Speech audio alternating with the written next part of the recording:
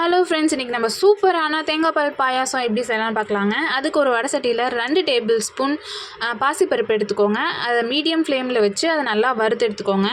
நல்லா பொன்னிறமாக வந்ததுக்கப்புறம் ஸ்டவ்வை ஆஃப் பண்ணிவிட்டு அது கூட ஒரு 10 முந்திரி எடுத்து சேர்த்துக்கோங்க. சேர்த்துட்டு அதை நல்லா அரைச்சி எடுத்து வச்சுக்கோங்க.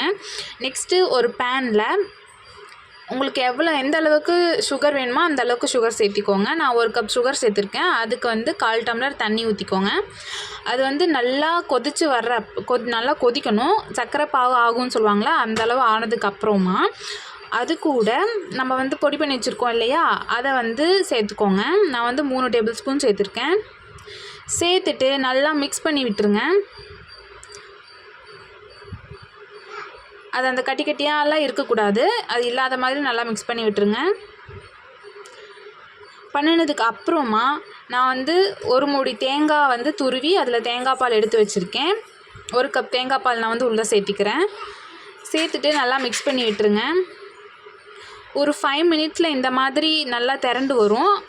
இந்த அளவுக்கு கெட்டியானதுக்கப்புறமா நீங்கள் ஸ்டவ் ஆஃப் பண்ணிட்டு நான் முந்திரி நெய்யில் போட்டு வறுத்து வச்சுருக்கேன். அதை உள்ளே சேர்த்துக்கோங்க. அவ்வளோதாங்க, நம்ம தேங்காய் பால் பாயாசம் ரெடி.